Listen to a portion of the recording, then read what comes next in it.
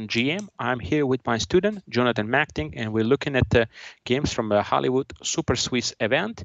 And in this game, we have CM SHIVAKUMAR against FM Ashrita ESWARAN. C4 is played, so the English, and now E5. We're going right into the main lines of the English here.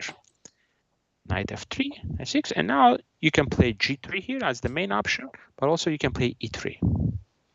If E3 played Bishop B4, now trying to take on C3, very common move, Queen C2. Take, B takes, E4. Trying to fight for the light squares now. Knight G5, Queen E7. F3, trying to eliminate the E4 pawn because it's going to be very strong. Like you don't want to play a move like Bishop E2 because after H6, Knight H3, you can play even G5 and your knight is totally stuck now on H3 here. So it goes here, F3, and now castle. Bishop B2. White is trying to develop. Of course, these pawns are doubled, and that's creating a problem for white. Otherwise, you would put the pawn on B3, play Bishop B2, would be a nice advantage. But the double pawns are creating a problem. D6, Knight G4, F5. Inaccuracy. The best was to play in this position. After F5, he took. But it's very tempting to develop the bishop and attack the queen. That would be very, very nice. Queen E8. Now it takes F5. Okay. Yeah, position remains to be equal. I think black is absolutely fine here. I don't like the structure with the double pawns. And I quite like this play by Ashrita F5. So rooks, rook A8. Already she's trying to play for initiative. Bishop E1. For example, if you play rook E1, this is going to be a problem. After rook takes F5, you're totally tied up. And you play D4, and now look at this. Sacrifice. Can't take with the bishop, Queen E1 as a mate. Take back with the pawn, and now simply look at this. Knight takes D4, fantastic. Takes. Queen D6, and now threatening mate. Oh, this is absolutely fantastic. And also threatening here. Take, check. And now. Check. Check. Ooh. Throw your queen in the trash can. The queen F5 and yeah, take. You can take the rook if you want, or you can play Queen E5 and just go for a mate.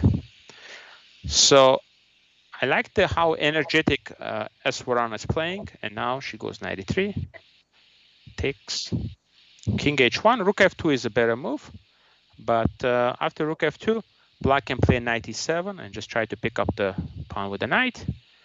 King H1 is a move too. Rook takes F5. Again, when you see a position like this, there is no coordination between pieces. This is not looking good. Okay. Rook F8.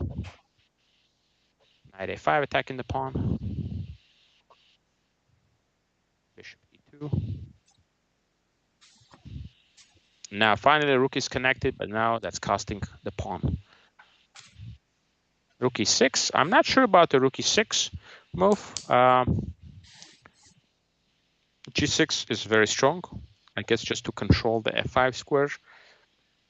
And if you can't even go Bishop G2, C4 is hanging. So it's just very difficult to even make a move here for white.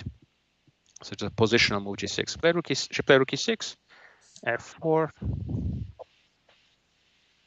Yeah, picking up a pawn. G6 is a good move. Yeah, G6 can just, I really like this. Just step away from all the checks.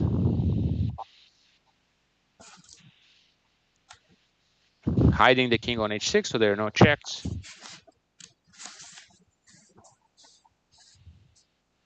Perhaps black could have played a little bit better, but it's still going to be an easy win now. Knight on F4, it arrived, and now the king is just going to be simply defenseless. H3 is hanging. Queen F2.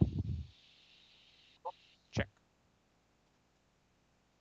And mate. Ooh, fantastic nice play match by Ashrita. Strong play by Ashrita, delivering a checkmate. And I really like the way she played the entire game. She got a good position out of the game and just, never let go. Yeah, always keep pressuring, keep putting pressure, and eventually getting the deserved victory.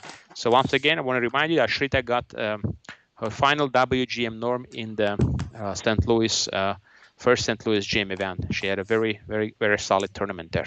Yeah, that was awesome. Yeah. That was a great play by Ashrita, and she demonstrated how to play against the English. Yeah. Thank you everybody for watching. Hope you enjoyed this game, and we'll be back with more game analysis for you.